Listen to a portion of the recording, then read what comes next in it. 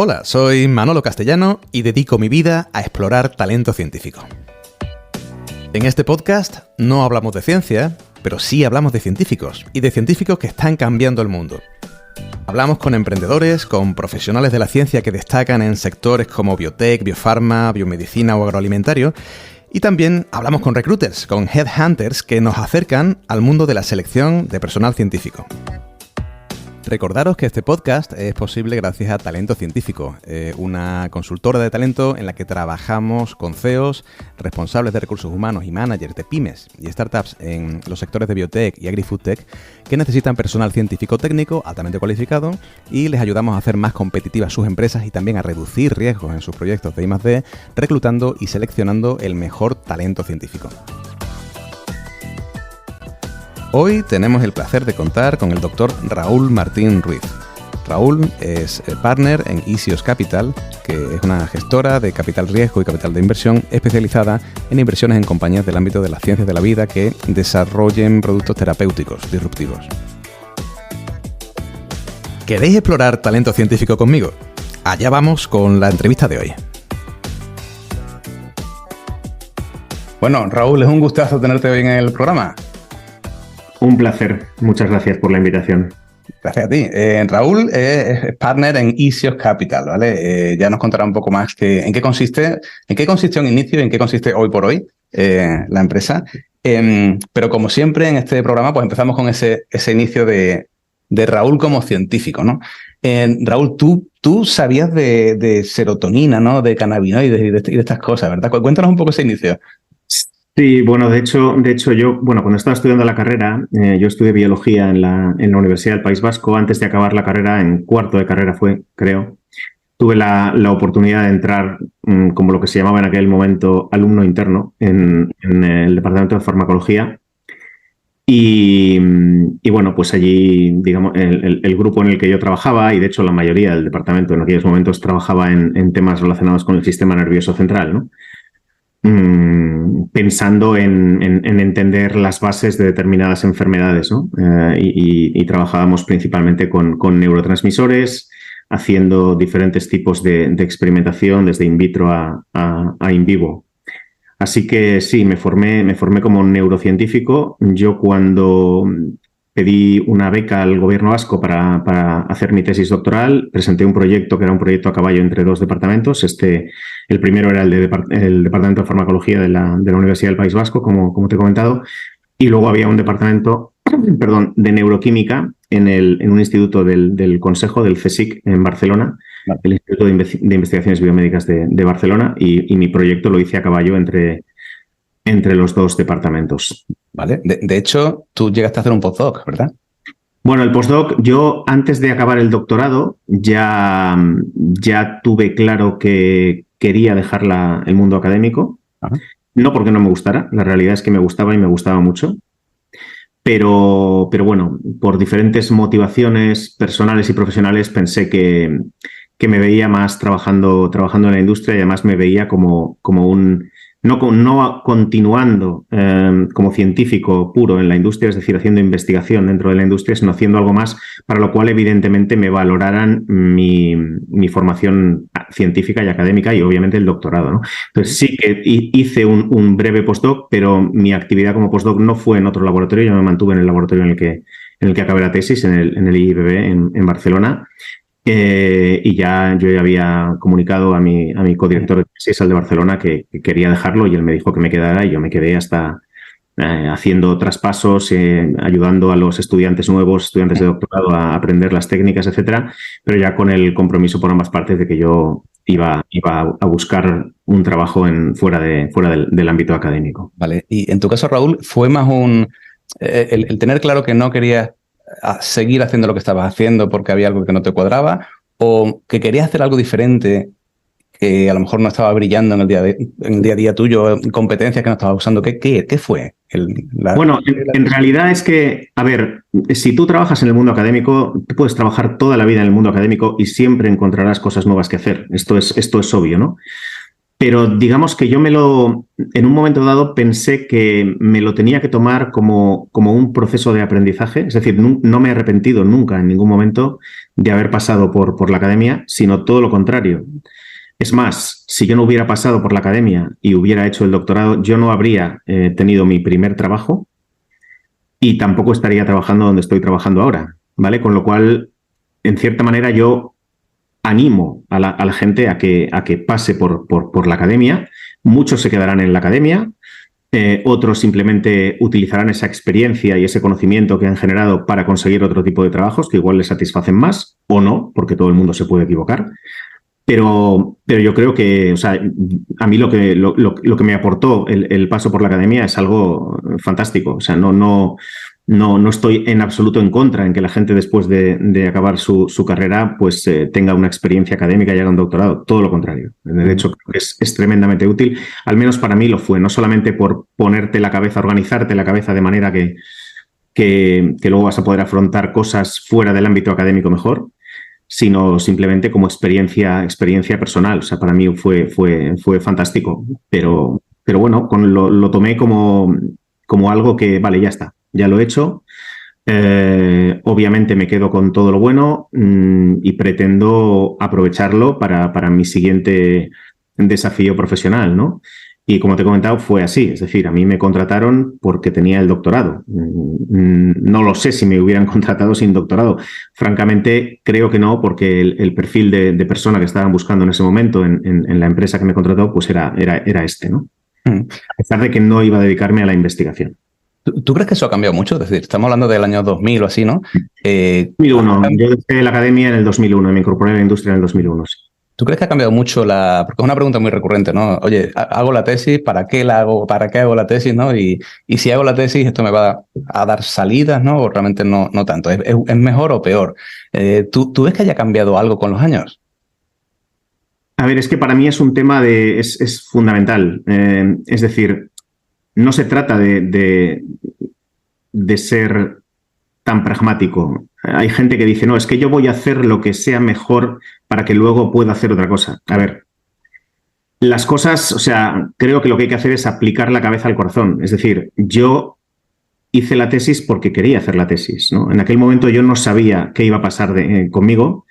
Como te he comentado al principio, mi objetivo inicial era hacer carrera académica, pero francamente tampoco sabía lo que era la carrera académica, no la conocía. Estaba todavía estudiando la carrera, ¿no? Entonces yo lo hice porque lo quise hacer, tuve la oportunidad de hacerlo, me cogieron, me dieron la beca, hice mi doctorado y a partir de ahí las cosas fueron viniendo, ¿no? Obviamente, ahora la gente, yo creo que la ventaja que tiene es que hay mucha más información disponible, puedes hablar con mucha gente. Yo no hablé con nadie en su momento, yo simplemente fui haciendo lo que más o menos consideraba que quería, ¿no? Intuición, exacto. Pero hoy por hoy, pues la verdad es que hay mucha información disponible, ¿no? Yo recuerdo, por ejemplo, que a mí una cosa que me abrió los ojos fue una charla que dio Luis Ruiz cuando yo estaba haciendo el doctorado. Supongo que le conocerás a Luis Ruiz. Sí, sí, sí.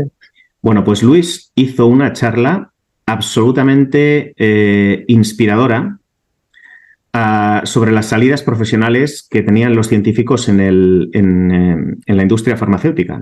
Y esto fue, yo estaba todavía haciendo la tesis o acabando la tesis, él ya se había incorporado al Almiral después de volver de Estados Unidos y bueno, hizo una charla muy motivadora, muy inspiradora sobre todo lo que se podía hacer. Y la verdad es que, claro, lo primero que me sorprendió a mí es la cantidad de cosas que yo no sabía ni lo que eran, ¿no?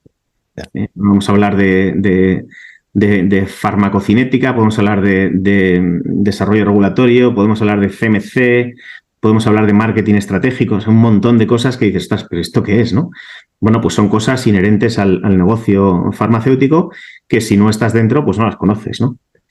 Y de hecho, una charla similar, por supuesto no tan inspiradora, porque yo no tengo la capacidad que tiene él de transmitir ese entusiasmo, pero una charla como esa yo recuerdo que la di en un congreso de farmacología, donde solamente estaba dirigida a investigadores que estaban planteándose qué hacer con su carrera, ¿no? Algunos que se iban a ir de postdoc, otros que estaban acabando el doctorado y no sabían lo que hacer, otros postdocs que no sabían si reincorporarse en España al mundo académico o buscarse la vida fuera del mundo académico, etcétera. Y después de eso, pues yo cada vez que he tenido ocasión o la gente me lo ha pedido, pues he hablado con ellos sobre el tema, ¿no? Sobre todas las salidas que hay, todas las salidas profesionales que hay fuera del mundo académico. Lo he ampliado no solamente a la industria farmacéutica, sino también a muchas otras cosas, ¿no? Entre otras, por ejemplo, pues lo que estoy haciendo yo ahora mismo, ¿no? Que es invertir en empresas biotecnológicas. Pero también hay muchas otras cosas más que puedes hacer, como por ejemplo consultoría, trabajar en una biotech, etcétera, etcétera, etcétera, ¿no? Incluso hasta banca de inversión. O sea, es que hay un... Ahora hablaremos de eso, claro. Claro, tú lo ves claro, ¿no? Ves claro el valor que puede aportar alguien con un doctorado aplicando sus conocimientos o background en otra cosa diferente, ¿no? ¿Qué te encontraste tú en Almiral? O sea, una empresa que ya lleva tantísimos años funcionando. Hace 25 años pasaba eso, realmente veían claramente el valor de un doctor y sabían darte la oportunidad de empezar casi de cero. Bueno, a ver, obviamente para todo lo que son posiciones de I+D, yo no entré en I+D, yo entré en Business Development, en desarrollo de negocio directamente, ¿no? Uh-huh. Pero para todas las posiciones de I+D, pues evidentemente el doctorado era algo mandatorio. Claro. Para otro tipo de posiciones, yo te diría que podía ser un nice to have. También dependía de la experiencia que tuvieras, dependía de muchas cosas. O sea, quizás en un departamento como el mío, que tenía un foco muy importante en la evaluación inicial de oportunidades de licencia, pues un doctorado tenía un valor importante. Luego, obviamente, trabajando en Business Development, pues hay muchas cosas más que tienes que tener en cuenta que no las sabes, o sea, porque no las has estudiado ni durante el doctorado ni durante la carrera, y es que ni aunque hayas hecho un máster, o sea, hay cosas que es un learning by doing, ¿no? Entonces, lo que tienes que hacer es pegarte a la gente que sabe y preguntar, aprender. Y yo creo que para puestos como el mío, en otras ocasiones, en otras empresas o incluso en la propia empresa mía, pues se ha contratado a gente que quizás no tenía un doctorado. Quizás en cada momento de las empresas pues puede hacer falta un perfil u otro para un departamento. O sea, todo esto es muy dinámico, no puedes decir que sea algo fijo, ¿no? Pero vamos, en el momento en el que entré yo, que además recuerdo que entró también un compañero mío que hizo el doctorado conmigo pocos meses antes, había 2 vacantes y las 2 vacantes se cubrieron con mi compañero primero y conmigo después. Y los 2 teníamos exactamente el mismo perfil, o sea, científicos con doctorado, ¿no? La gente que había antes, pues quizás tenía una experiencia más en negocio, más financiera y tal, y bueno, pues en ese momento decidieron que lo que convenía era eso, ¿no? También es verdad que trabajar en el laboratorio pues te hace bastante resistente a la frustración, te hace meticuloso, te hace organizarte. Estos son valores que también depende quién sea tu jefe, lo puede valorar más o menos, ¿no? O sea, al final esto es más complejo de lo que parece, ¿no? Pero bueno, la cuestión es que en mi caso el doctorado se valoró y por eso entré. Oye, ¿no te dio miedo ese salto? No, quizás por inconsciencia o por desconocimiento, ¿no? Pero bueno, también tuve la suerte de que aterricé de una manera muy buena, es decir, allí no había cosas raras. O sea, yo sabía lo que sabía y lo que no sabía. Sí. Y ellos también lo sabían, ¿no? Con lo cual yo entré allí para hacer un determinado trabajo con las perspectivas de que ese trabajo se fuera ampliando y obviamente mientras fuera cogiendo experiencia aprendiera más cosas y pudiera acabar siendo un profesional del business development en el sector farmacéutico, ¿no? Y eso, insisto, no es algo que se estudie. O sea, al final, como todo en esta vida, tienes que ponerte a ello, tienes que aprender de los que saben, tienes que escuchar, tienes que tener ganas, tienes que tener motivación y bueno, poco a poco las cosas se van haciendo, ¿no? ¿Cambió tu rol durante esos años? Bueno, mi rol, sí, los años que estuve en Business Development cambió mi rol en el sentido de que fui teniendo puestos de más responsabilidad.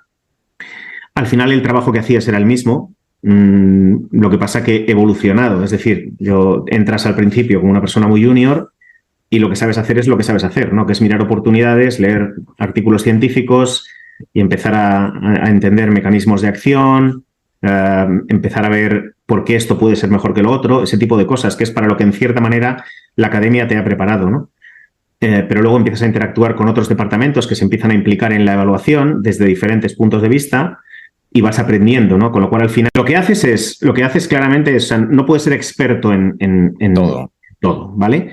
Pero acabas sabiendo algo de todo ello. Entonces, ese perfil, pues es un perfil que obviamente tiene mucho valor, ¿no? Porque tú ya sabes cuáles son las preguntas que tienes que hacer en cualquiera de las áreas clave para ese proyecto concreto.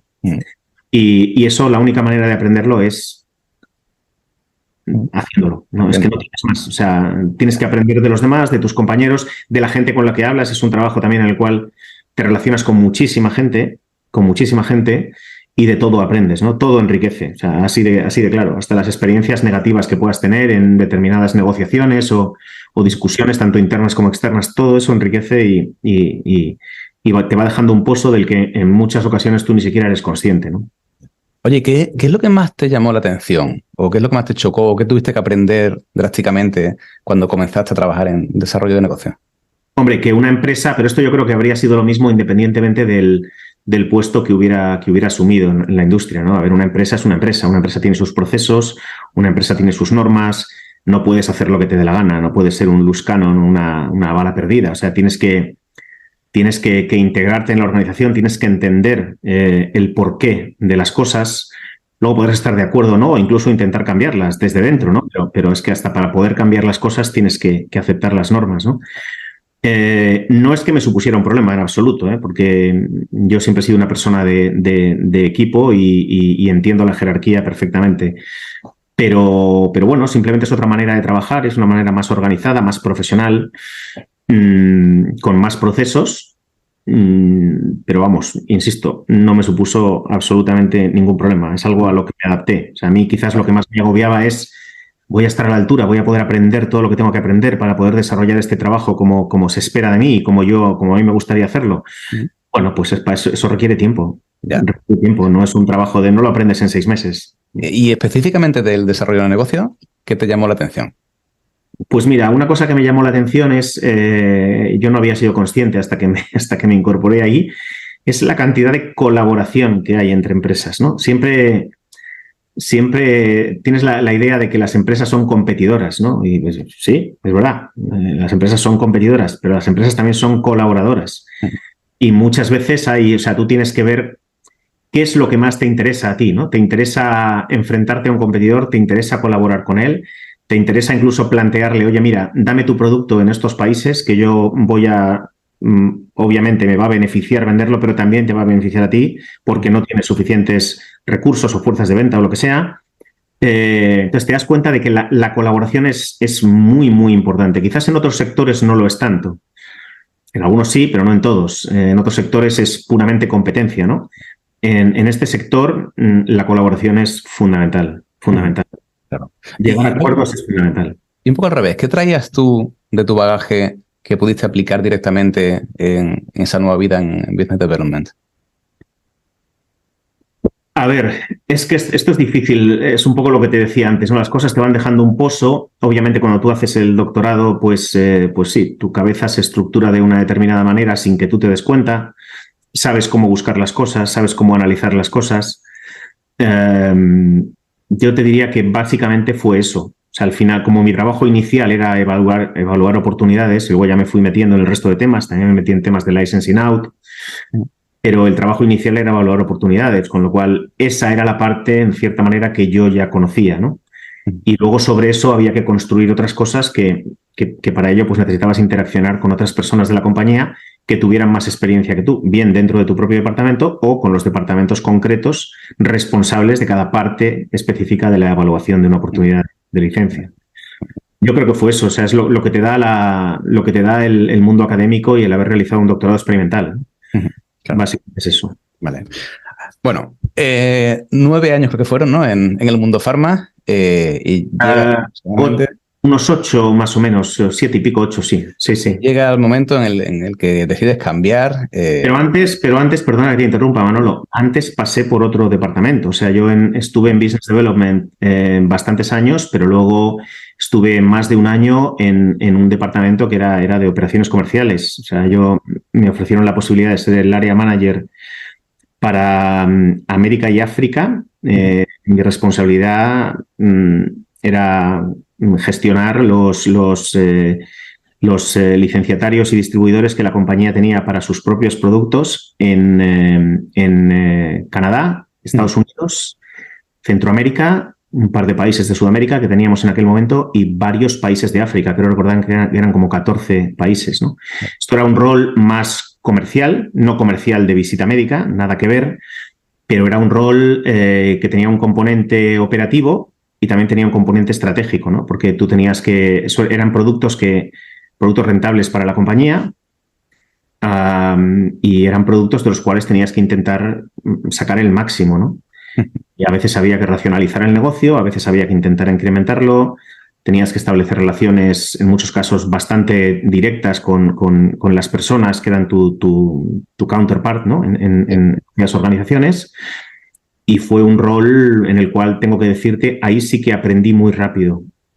Fue 1 año y pico, pero tremendamente intenso, porque ahí no estás hablando de crear posible negocio para la compañía, que igual se nota de aquí a 10 años o a 5. Estás hablando de gestionar un negocio que es un negocio que está en marcha y que está pagando nóminas. O sea, es un tema muy serio, es un tema relevante para lo que es la facturación de la compañía y las expectativas de crecimiento de la compañía, etcétera, ¿no? Entonces, en cierta manera, te sientes es mucha responsabilidad y no te podías permitir el lujo de hacer algo mal, por así decirlo, ¿no? Porque un mal acuerdo o tener una discusión seria con uno de los partners, pues podía representar una pérdida importante para la compañía, ¿no? Entonces, un trabajo muy intenso, muy retador. También tengo que decirte que, aunque al principio me asustó bastante, es un trabajo que me acabó gustando. Pero el salto al que te estaba refiriendo lo hice porque, en cierta manera, este último puesto en Almiral ya me estaba alejando mucho de lo que es la innovación. Es decir, estábamos hablando de que yo gestionaba productos que eran productos ya más que conocidos, productos que ya no, ese componente innovador, a ver, lo tuvieron hace muchos años, pero no en ese momento, ¿no? Uh-huh. Mientras que yo, cuando estaba trabajando en licencias, tanto para licensing, estaba mirando oportunidades que eran nuevas, novedosas, nuevas moléculas para enfermedades, o si era en la parte de licensing out, estábamos hablando de moléculas que estaban en el pipeline de mi compañía y por tanto eran moléculas novedosas también, ¿no? Lo otro ya pues no era tan novedoso. Entonces dije, joder, es que me estoy yendo mucho, ¿no? De lo que es lo que me interesa a mí, ¿no? Y bueno, tuve la oportunidad de saltar a Isios y lo hice. Uh-huh. ¿Y Isios qué tamaño tenía por aquel entonces? Bueno, en aquel momento, a ver, la gestora estaba constituida. Cuando yo me incorporé, se estaba levantando el primer fondo. Es un fondo que finalmente se cerró con un importe total de 65 millones de euros. El fondo no estaba cerrado para cuando yo me incorporé. Se cerró, yo creo que el cierre final yo me incorporé en julio del 2008, pues el cierre final fue en agosto del 2009. Muy bien. Y la gestora se había constituido, había unos fundadores, pero todavía el equipo estaba en fase de incorporación. O sea, todavía yo creo que fui el empleado número 3 o así. Qué bueno. Muy bien. Cuéntanos un poco sobre Isios Capital. O sea, ¿qué es lo que hacían por aquel entonces y qué es lo que sigue haciendo? ¿En qué se ha transformado en todos esos años? Bueno, a ver, hacer lo mismo, ¿no? Estamos hablando de una gestora de capital riesgo especializada en salud humana. Cuando levantamos el primer fondo y empezamos a invertir, esa definición de salud humana era un poco más amplia que la que tenemos ahora. En aquel momento invertíamos en compañías biotecnológicas que desarrollaran productos terapéuticos, pero también dispositivos médicos y productos de diagnóstico.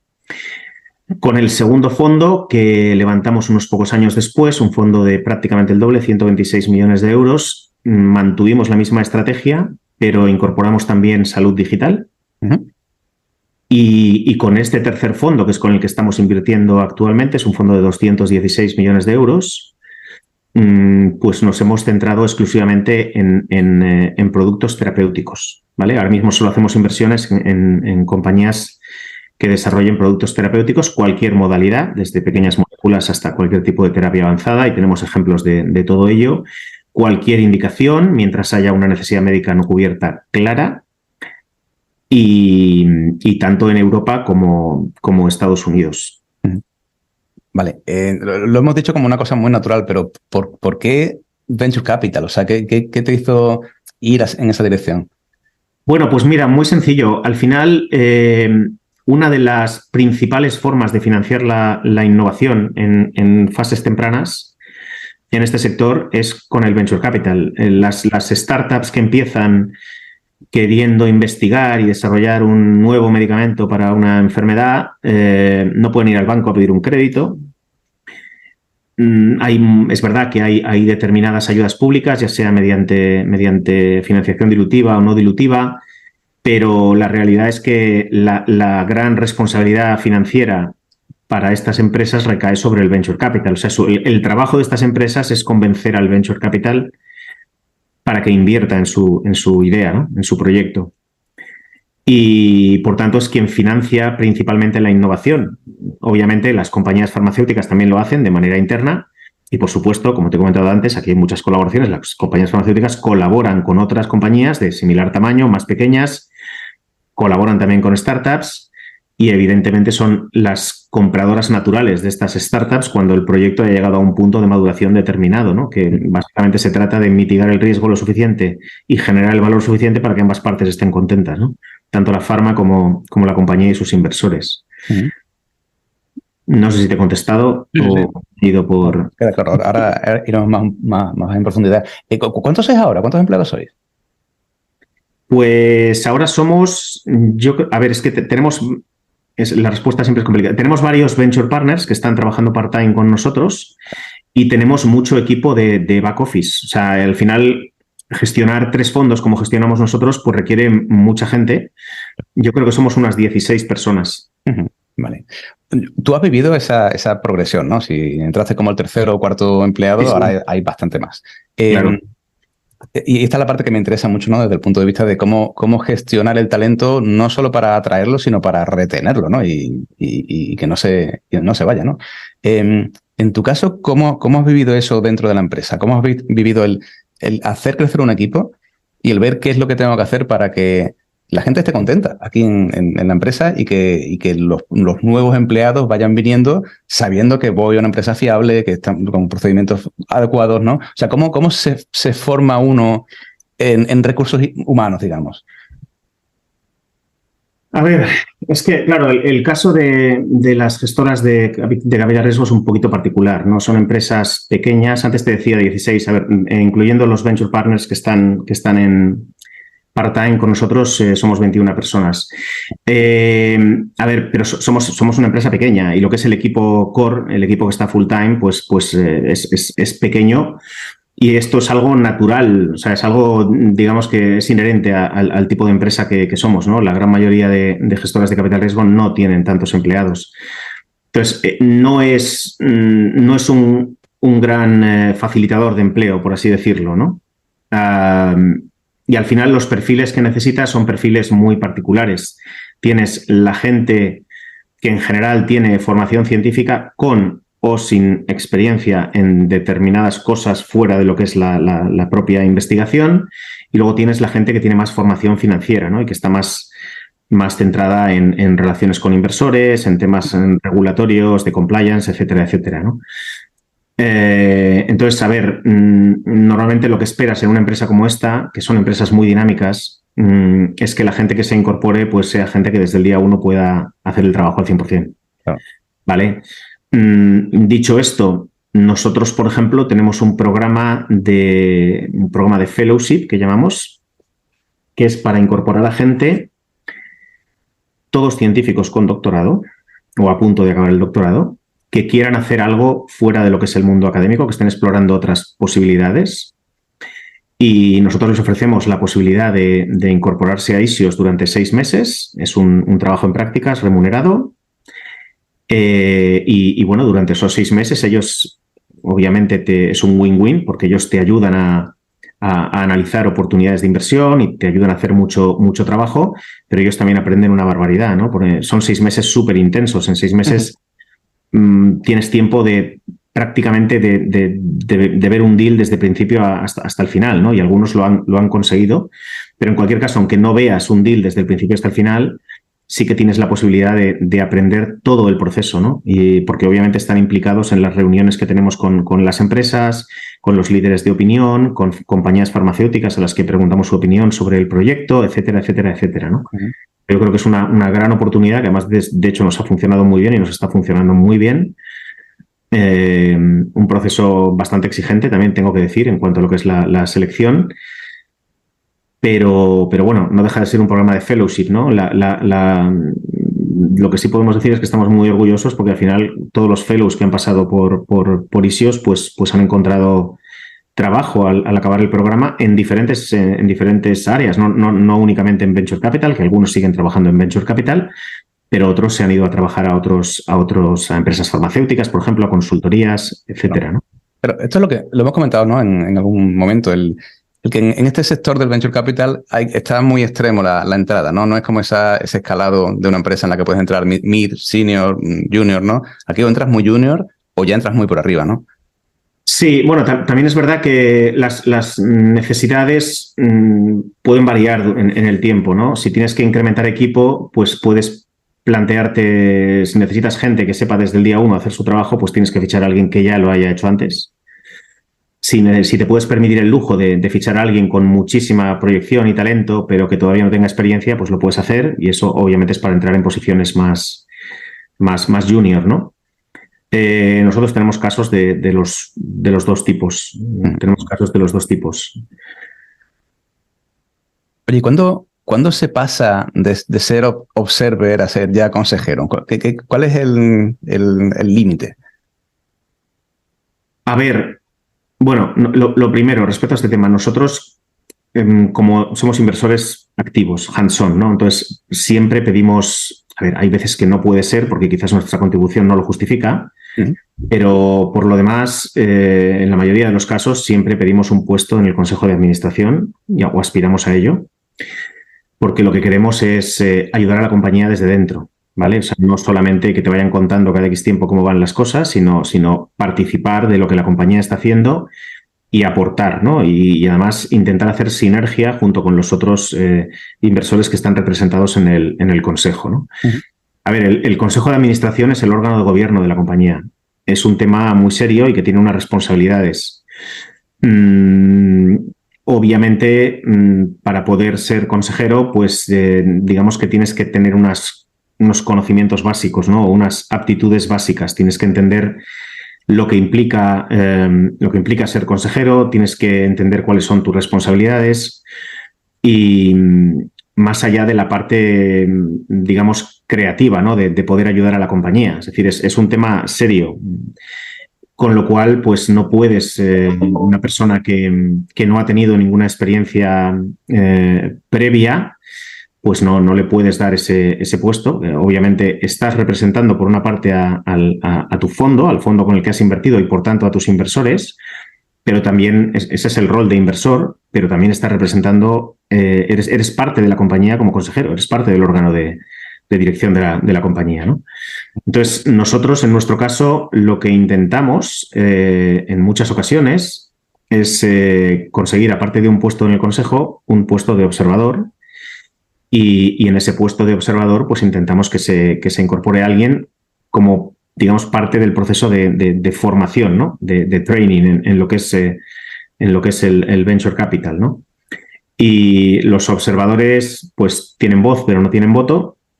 Pero obviamente es una experiencia fantástica para una persona que tenga ganas de aprender lo que es el venture capital y que lleve un tiempo trabajando y que ya empiece a conocer un poco cómo funciona esto, pues tener la posibilidad de participar en las discusiones del Consejo de Administración, aprender, ¿no? Y bueno, la idea es que con el tiempo, pues en nuevas inversiones, pues estas personas, digamos que ya hayan adquirido la experiencia suficiente como para decir, vale, ahora ya puedes tener un puesto en el Consejo de Administración de una inversión que hagamos. Pero no es cuantificable, ¿no? Eso es algo que lleva el tiempo, ¿no? Y la propia experiencia. No, difícil. Yo no veo fácil cuantificarlo. Esto es un tema más de feeling. Muy bien. Raúl, tú ahora mismo eres miembro de varios consejos de administración, ¿no? De Medlumix, Anaconda, Sinendos. Medlumix ahora mismo no soy consejero. Vale. Bueno, el caso, estás en varios, en paralelo, Sí, ¿no? sí, ¿Qué es lo más divertido de esto? ¿Qué es la parte más bonita de tu trabajo en ese aspecto?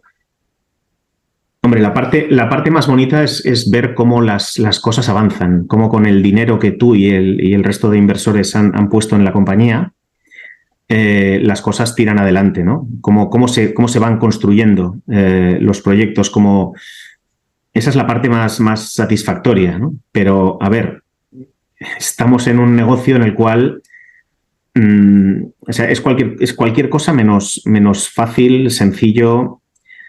Es muy habitual que haya problemas técnicos, problemas biológicos, problemas regulatorios, de fabricación, ya sea de un medicamento, de un dispositivo, da igual.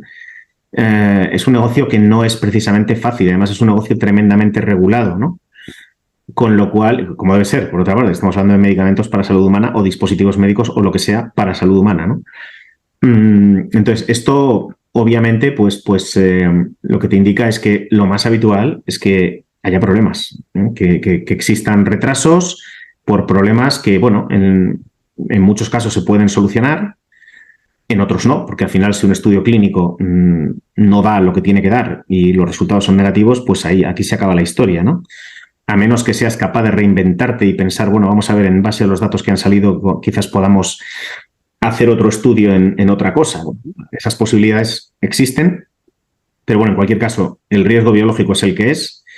Muchos medicamentos simplemente fallan por temas de seguridad o de falta de eficacia y ese es en la mayoría de los casos es el final, ¿no? Pero vamos, que hay que estar muy preparado para afrontar retrasos, para afrontar problemas, para hacer análisis muy serios y tomar decisiones complicadas. Esa es la realidad. La parte bonita es la que te he comentado antes, pero todo lleva su cruz. Muy bien. Oye, bueno, el mundo del capital riesgo, yo creo que tú también en España lo has vivido desde una parte muy inicial, ¿no? Ahora lo vemos como muy corriente, o oímos hablar de eso, ¿no? No era tan corriente hablar de esto hace muchos años. No. ¿Cómo ves tú la evolución de este sector de aquí a los próximos 10, 20 años, aquí en España? A ver, vamos al principio. Yo creo que para mí todo empieza con el sustrato que hay en el país, ¿no? Y el sustrato en nuestro caso es la investigación. España, la realidad es que tiene muchos grupos de investigación punteros, no solamente a nivel europeo, sino también a nivel mundial, centros de investigación de excelencia y por tanto el sustrato es el adecuado por lo que respecta a la ciencia, ¿no? Luego quizás han faltado otras cosas que poco a poco ya van apareciendo, entre otras los inversores especializados. Y bueno, yo las perspectivas que tengo o que veo son buenas en cuanto a lo que es por una parte, mantener la investigación de calidad, que esto obviamente requiere las políticas adecuadas, pero yo creo que esto, o sea, es que incluso aunque haya recortes, hay cosas muy interesantes, ¿no? De las cuales pueden salir ideas que acaben siendo compañías financiadas por capital riesgo. Mientras eso exista, seguirá habiendo capital riesgo. Mientras haya necesidades médicas no cubiertas, seguirá habiendo capital riesgo. Entonces yo creo que España lo que tiene que hacer es aprovechar el tirón. Si tú miras la foto de 2008, cuando nosotros empezamos, y la comparas con la foto de ahora, la situación no tiene nada que ver. Por suerte ha mejorado y ha mejorado mucho. Tenemos muchas más compañías creadas, tenemos más gestoras de capital riesgo especializadas, tenemos compañías que han cerrado el círculo desde la idea o la fase de startup hasta ser adquiridas por compañías más grandes, etcétera, ¿no?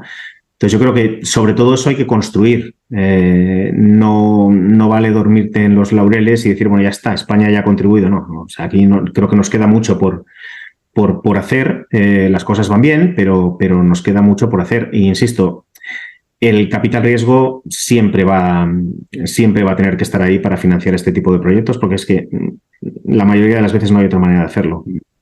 ¿Y dónde ves a Raúl Martín de aquí a esos 10, 20 años? Hombre, jubilado, ¿no? Seguro. 20, 30 años, seguro. Pero bueno, sí que me gustaría, lo que sí me gustaría ver es que esto ocurre, o sea, que el sector se sigue consolidando, que la contribución por una parte, de la biotecnología a España es cada vez mayor, y por otra parte, que la contribución de España al mundo global de la biotecnología también es mayor, ¿no? Entonces, y a mí eso es lo que me gustaría ver. Eso querrá decir que, bueno, que los inversores hemos hecho bien nuestro trabajo, que obviamente es dar un retorno económico a nuestros propios inversores, no nos olvidemos de eso, pero bueno, que haciendo eso, pues también contribuyamos a que el sector se desarrolle, cree empleos y suponga un porcentaje mayor del PIB del país que el que actualmente supone. Muy bien, muy bien. Bueno, vamos a ir terminando, pero siempre me gusta preguntaros lo siguiente. ¿Qué le aconsejarías a ese recién doctor Martín Ruiz saliendo de la Universidad del País Vasco en cuanto a su futuro? Pues mira, yo creo que yo le aconsejaría que haga lo que le apetezca hacer, lo que le guste. Es decir, yo en su momento decidí hacer el doctorado porque es lo que quería hacer. Acepté el puesto de trabajo que tuve en la industria porque lo quise aceptar. Tenía otras opciones, es verdad, tenía otras opciones y cogí esa. Yo creo que es un tema de... Obviamente tienes que pensar en el futuro, tienes que pensar en qué va a ser mejor para ti, pero el driver inicial para mí tiene que ser el corazón. Luego aplicar la cabeza, como te he comentado antes, pero el driver inicial tiene que ser el corazón. Lo que no tiene sentido es que te pongas a hacer algo que, por el simple hecho de que te han dicho que va a ser fantástico en el futuro para tu carrera profesional, pues te pongas a hacer algo que no te gusta, en lo que no te ves, en lo que... ¿Sabes? Es que yo no le veo sentido. Yo creo que hay que intentar estar a gusto en el trabajo que hagas, hay que intentar aportar todo lo que puedas, aprender todo lo que puedas y bueno, y el tiempo dirá, ¿no? El tiempo dirá porque te puede llevar por derroteros que probablemente ni te hayas imaginado, a pesar de que, como te comentaba antes, ahora el acceso a la información que tenemos es muchísimo mayor y tú puedes incluso hasta definirte un plan de carrera, ¿no? Pero bueno, una cosa es lo que tú te definas y otra cosa es lo que la vida te depara, ¿no? Muy bien. Pues Raúl, ha sido un gustazo hablar contigo, tenerte hoy en el programa y seguimos hablando. Nada, un placer. Muchas gracias. Muchas gracias, Raúl. Bueno, espero que os haya gustado el programa de hoy. Sabéis que nos podéis seguir en redes sociales, donde encontraréis esta y muchas otras entrevistas y donde además tendréis acceso a ofertas de empleo de perfiles científico-técnicos. Mil gracias por estar ahí y nos vemos en el próximo episodio, en el que estaremos explorando talento científico.